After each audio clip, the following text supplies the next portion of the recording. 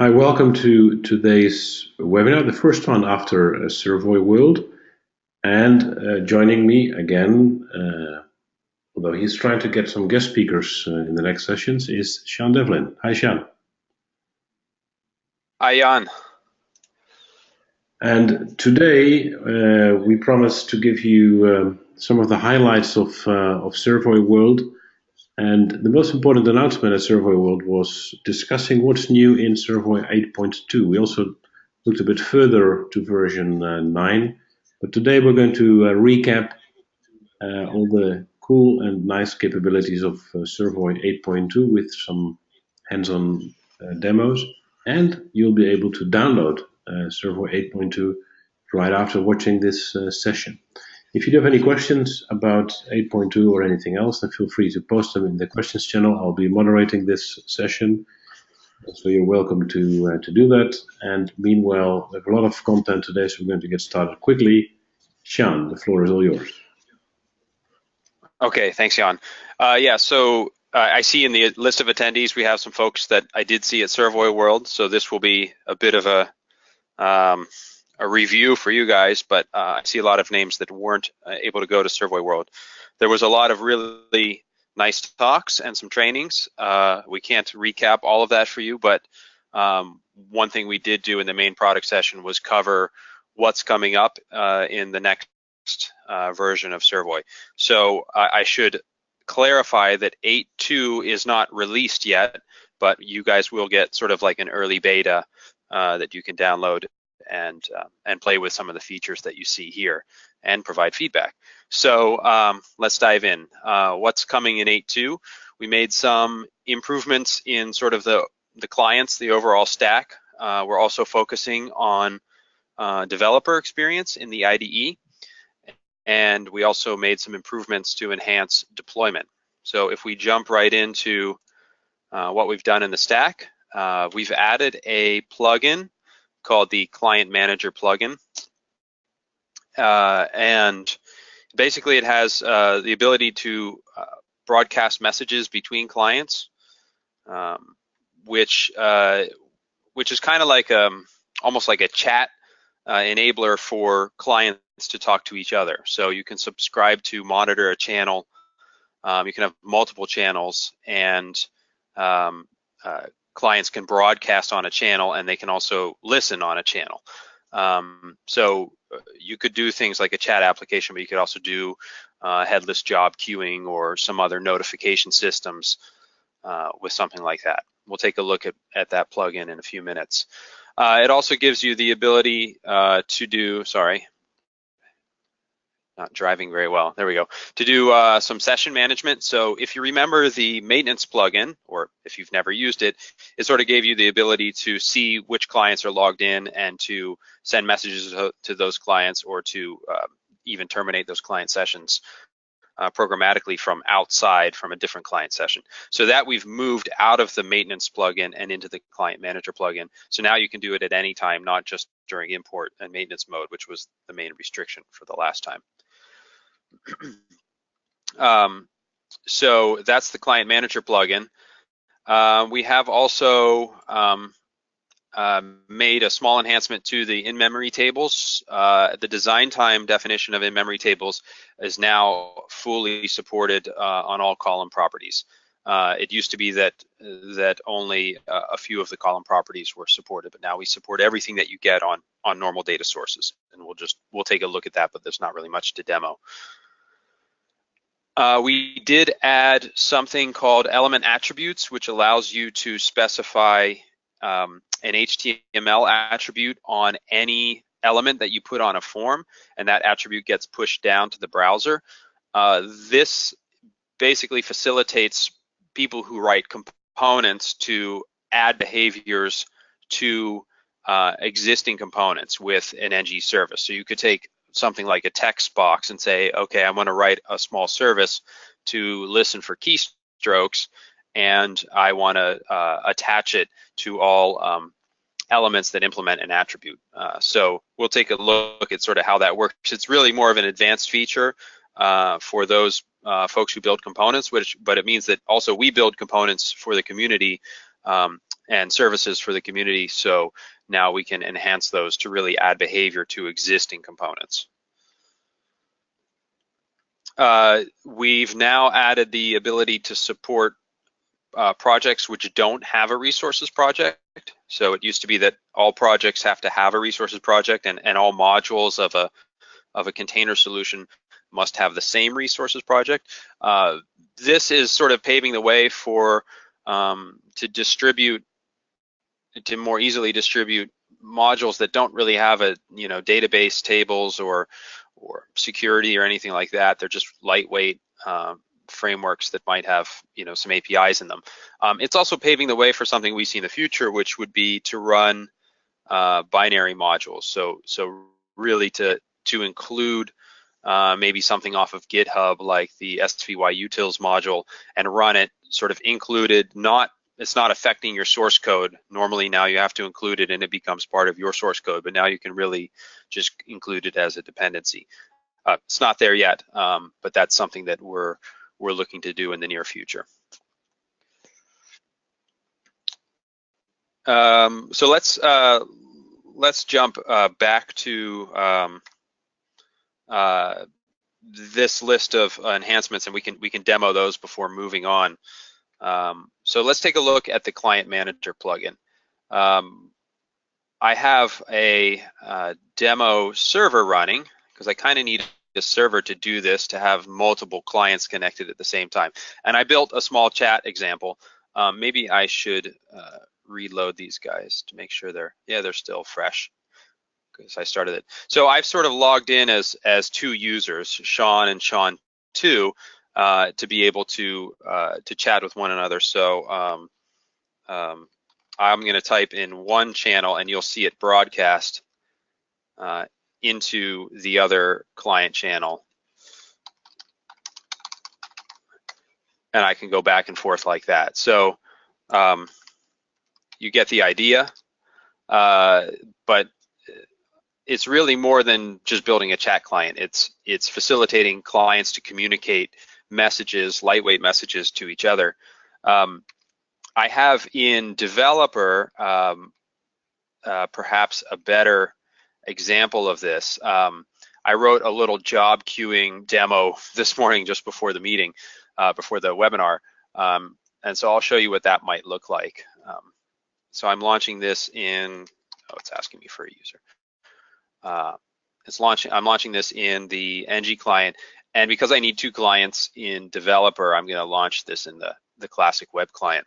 So what I'm going to do is say that in client number 2, I'm going to run a job locally. I'm going to give it a name and call it job ABC. And I'm going to process 100 units. So I'm going to go ahead, maybe I'll make it 200 so that it lasts a bit longer. So I'm going to go ahead and start, well, let me really drag this into a smaller window before I start it, because that'll be easier to demonstrate it. All right, so now I have job ABC is about to start in one client, and then in the other client over here, we want to see notifications of that. So I'm going to start the local job here. You can see that I got a little pop-up here, and over here you can see that it's printing out the number of units that are processed. And as soon as it's complete, there's another message that's sent. So now we see that the job has completed. So if we gave it another name, we could run another job, maybe job XYZ, and let's just do 50 units. And now you can see that XYZ is running in client 2, but it's broadcasting its progress into any clients that are monitoring that channel. And then it's picking it up over here and displaying it. So let's jump in real quick to the Client Manager plugin in the IDE and show you where it is and what's available, and then we can look a bit at the source code. So it's under the Plugins node in the Solution Explorer, and it's right there, Client Manager. And basically, if you want to subscribe to a channel, you call this method getBroadcaster. And then you provide to it a username that you want to use on that channel. It could be something like a UUID or a real username. and then the channel you want to subscribe to, and then a callback function for when you receive notifications of that. And that callback function is really just past a message. So if you look at the chat example, you can see that on first show, it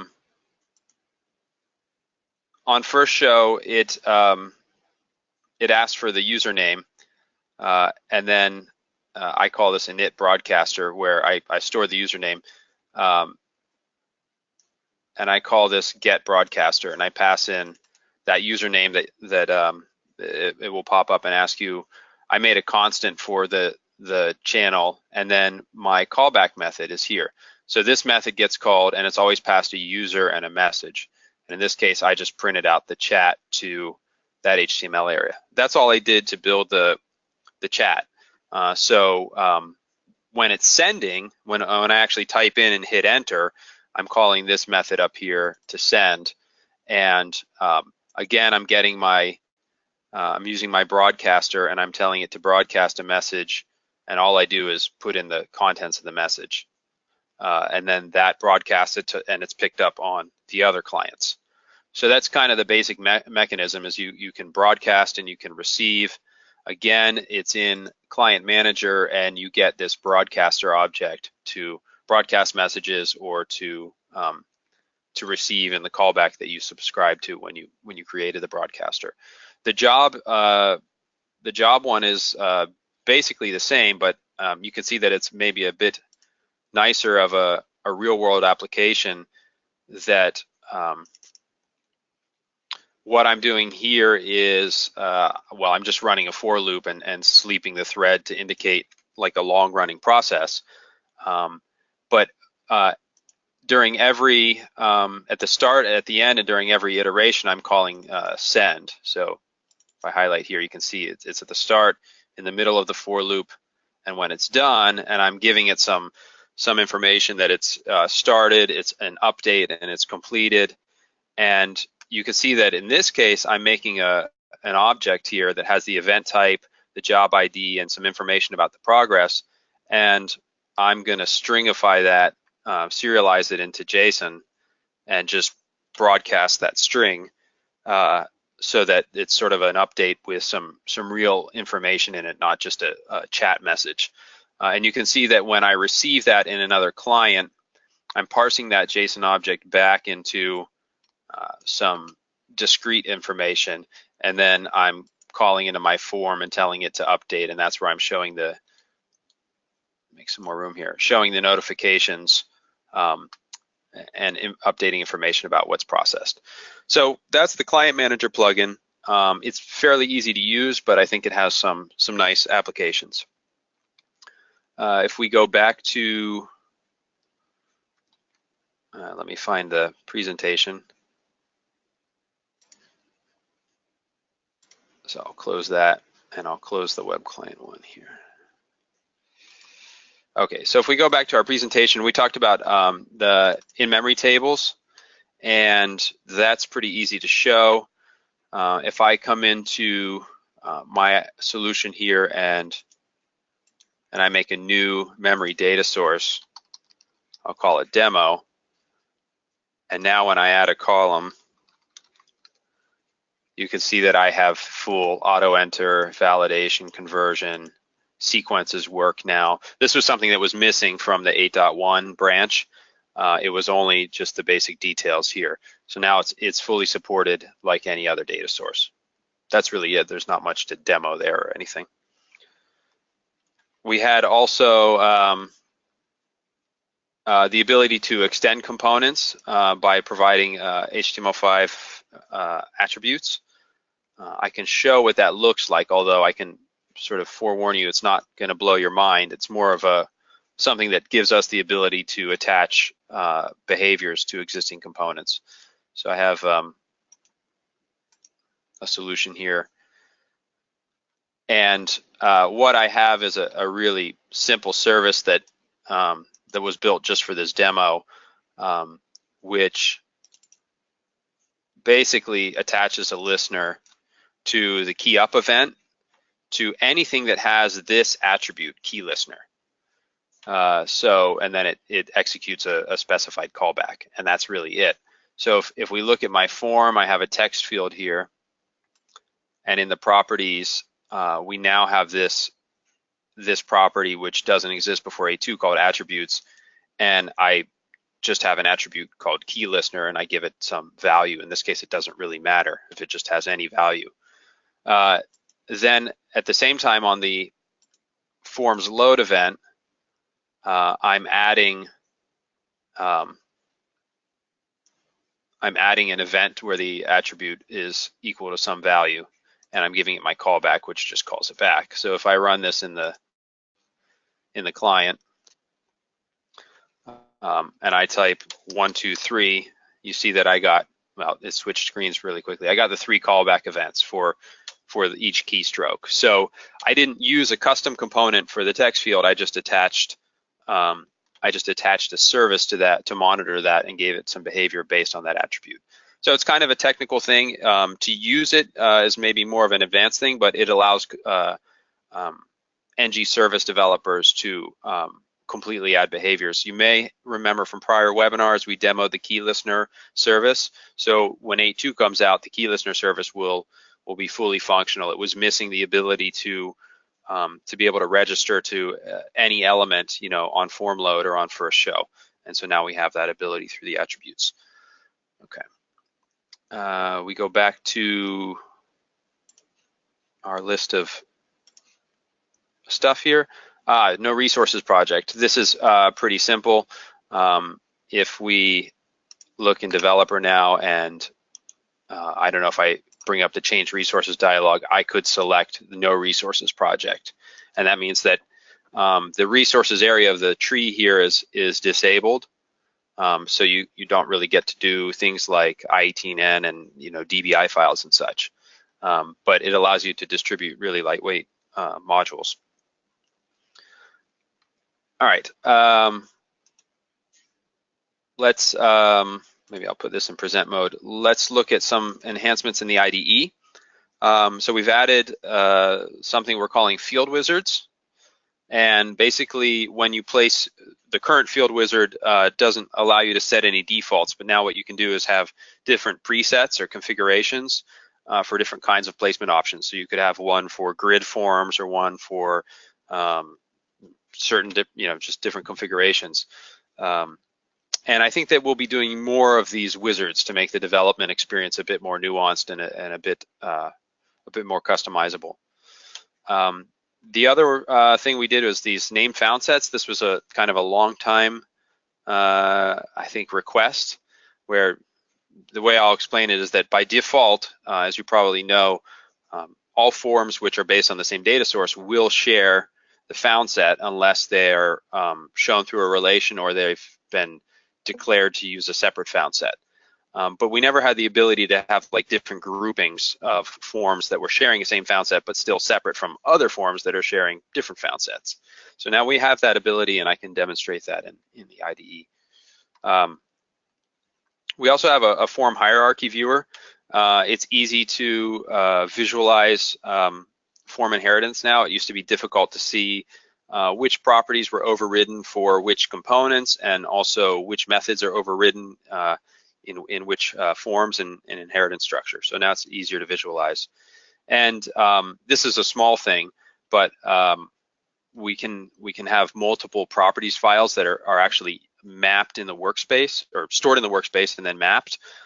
This means that you can run a single instance of Servoy and you can switch configurations when you switch workspaces, rather than some people were writing bat files to start the IDE with different properties, files, etc. So now it's a lot easier to do that if you're switching a lot between multiple projects that have different configurations. Okay, let's go into the IDE and take a look at field wizards. And I think we'll probably run a bit long today because we have a bit of content to get through.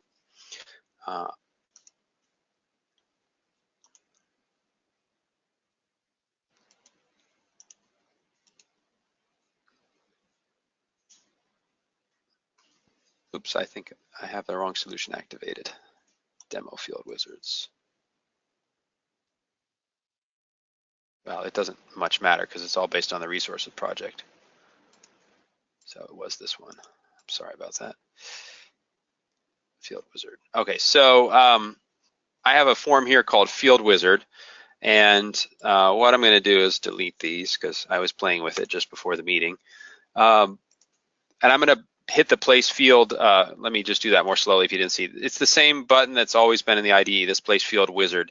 And I have, typically you see something like this, but we have now this advanced tab so that if it's a new user, you're not totally blown away like what the heck are all these options. But if you're used to this, then you can expand this to get the advanced properties.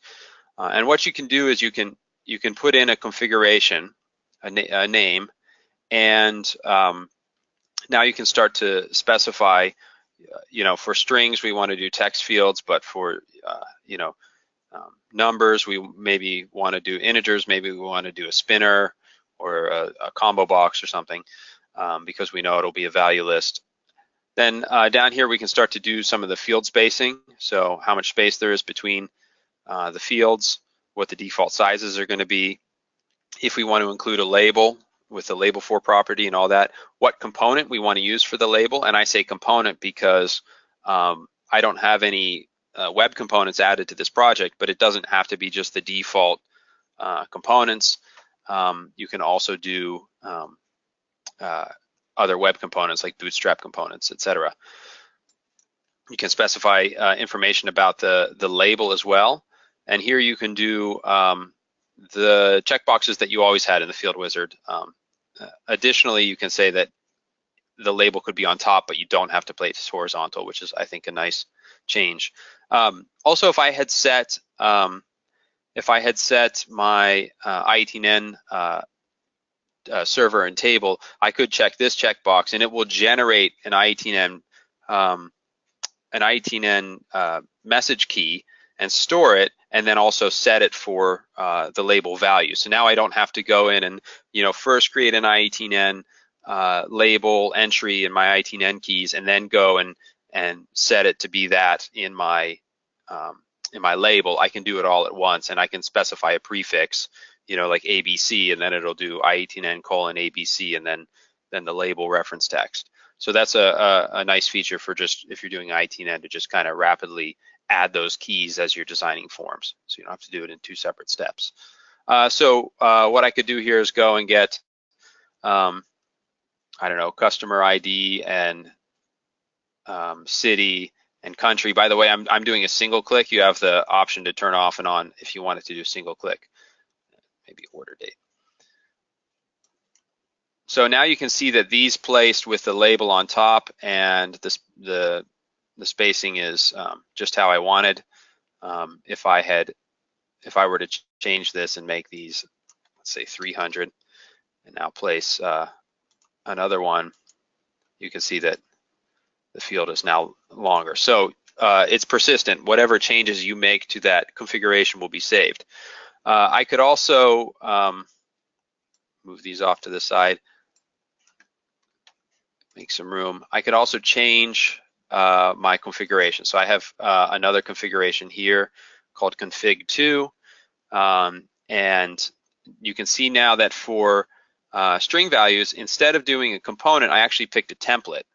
If you're not familiar with templates, you can take a component or a group of components and style them however you want, arrange them, set whatever default properties you want, and then you can save that as a reusable template. So now I can link that to say I'm always going to place a template when I place a field. So you can really get specific to the things, the properties that you want to have. Let's say you always wanted to select on enter or something like that. Now you can do that with a template and just have that template always placed instead of a field.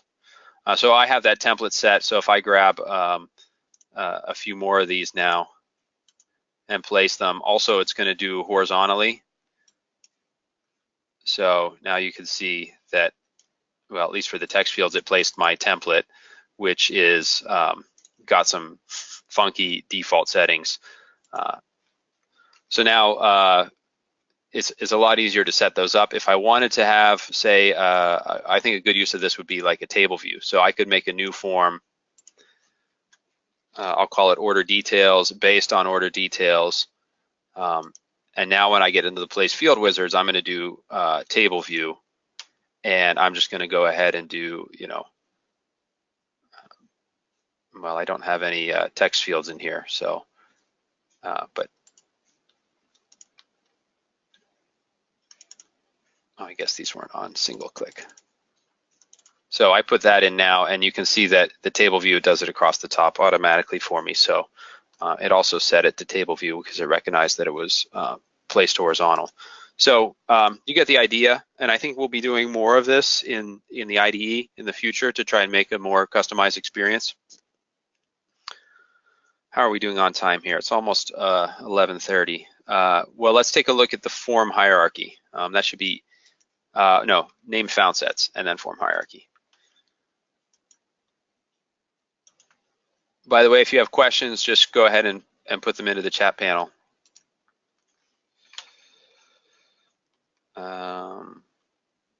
Name found sets, activate.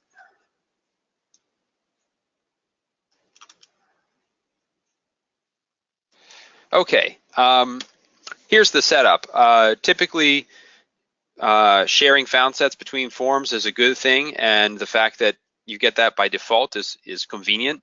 However, if you want to have multiple forms that are grouped together, but maybe then you have another group and you want them to share the found sets, but you also want the separation between the groups, that's the real use case for this. And we've had a lot of sort of requests for this over the past few years, so now we finally have it implemented. So I'll show you what this looks like.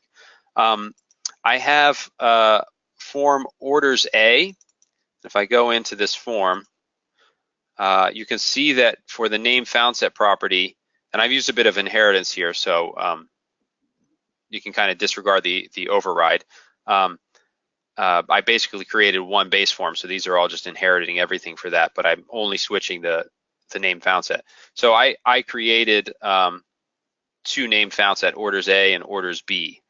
And so my orders A form is based on orders A, but also my orders AA is based on orders A. If you look at my orders B form, it's based on found set orders B, and my double B form is also based on name found set orders B. So we should have, among these four forms, two will be sharing a found set for each of the two groups. So if we take a look at this at runtime,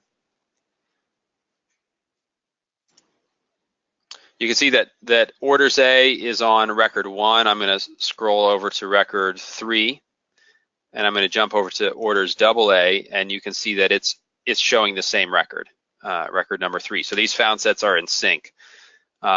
Orders B, I could say put this over to 5, and if I go to orders BB, it's now showing found set, the same found set, record number 5. So record number 3, record number 5, and record number 3. These two are sharing, and these two are sharing.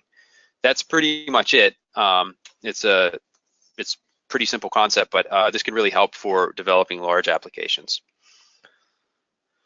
Okay, we have also the form hierarchy to demonstrate. And I think I can just do that right on this group of forms because I've used some inheritance. So you'll notice that, I don't know, let's start with orders A, is inherited from this base form. In fact, all of them inherit from this base form, name found set base, which is where I just set up all the fields and everything.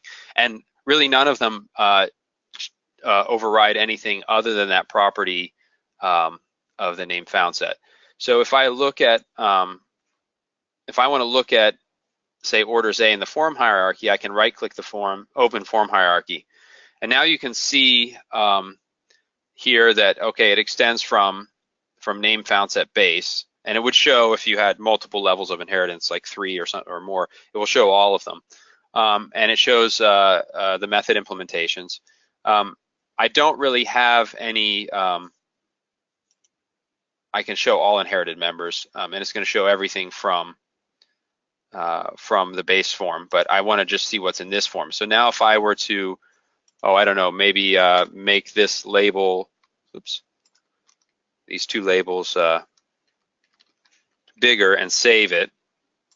So now you can see that they show up in blue. It might be hard to see in the meeting. They show up in blue here, not black, and I'm looking at just what's overridden in this form. If I click on the base form, I see everything that exists in the base form. What I can do also is clicking on this form, I can show all inherited members, and it might be hard to see in the meeting, but this is blue and this is black. Maybe we make that a stronger color like orange, so that it really stands out if I'm looking at everything, what's overridden and what's not. The same holds true for the methods as well. So if I were to let's make a method on order A called next, which it should ask me if I want to override that, and I'll say yes. And maybe I put a bit of something else in here, now that it's really different. So now if I go back to this in the form hierarchy, I might have to refresh this to see it. Yeah, there. So now you can see that next is implemented here and in the base form, and also when this is highlighted in the form hierarchy, it shows up. And if I want to use this for navigation, you can see, okay, subform implementation, base form implementation by double clicking. So now you can really, when you get into a complicated inheritance structure, you can kind of navigate it and have that insight and see a lot easier. There's some buttons over here to just toggle what you can see and what you can't see. It has all of that stuff. So if I didn't want to see methods, for example, I could X that out. So that's it. That's the form hierarchy. That pretty much covers all of the demos that we want to do. The multiple properties file isn't really much to demo. You just can link it to your workspace instead. I can talk a bit about some of the other things that we've got going on in 8.2 with regards to deployment. We've made some enhancements. One is related to server scaling. We've implemented a scaling feature which is very lightweight. It's based on just broadcasting AMQP standard messages between nodes in a cluster. If you ever did any research or tried the old clustering in Servoy, it was based on Terracotta, which is now a dead technology, and it also was very chatty, so all the servers were talking to all the other servers all the time. This is a lot more lightweight and is better for scaling. We hope to be having a guest speaker on one of these tech webinar series talking specifically about this feature and sort of how to implement it and what it does. So I'm just going to stop there and just say that this is available in 8.2. Oh, I can demo this because this is pretty small. We can now do a deployment directly from the IDE to an app server. So when you're exporting a .servoy file, you can also specify the import options and then a target URL. And so when you click OK, it'll build the .servoy file. It'll upload it based on a REST-based web service to the app server, and the app server will run the import with all the specified import options that that you use. And I should clarify that this is for .servoy only. It's not for war deployment, because that has all the other parts of the build that are not there. So this would be just for .servoy, and I'll show you what that looks like in a minute. And then finally, we added something small but very useful for if you're doing provisioning, like if you're launching lots of servers and you want them to be sort of dynamically configured. You can now substitute configurations in the properties file. So you could see that the top line there, which has the database URL, is completely hard-coded, which is kind of the old way to do it. Now what you could do is put in little variables, like there you can see $DB name, and then that will be substituted in by some external process, so that now you could just launch, you know, if you're using Docker or something, you could launch a bunch of containers and substitute stuff in dynamically if you had multi-databases or whatever. We also might have a guest speaker on this topic as well. So that's pretty much the content. I'll show you one more demo and then I think we're done. I switch back to the IDE. Say I wanted to export my find solution here. I go to export solution. I pick the file export option. So now I go through the options here, and you can see that down at the bottom of all the options, there's create import settings. So now you can see when I get towards the end, I can specify the import settings. These are all the same settings that you'll see on the admin page when you're running an import. So I can specify what I want there, and then finally, under other options, when I click that, the next button becomes enabled, and now I can specify the URL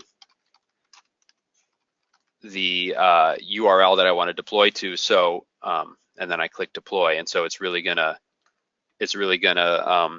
build the .servoy file and then upload it and import with all those options, and it'll put back the HTTP response right here.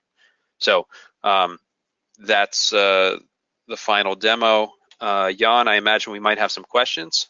Can you save those settings? Bob asked. Can you save those output settings when deploying from the IDE?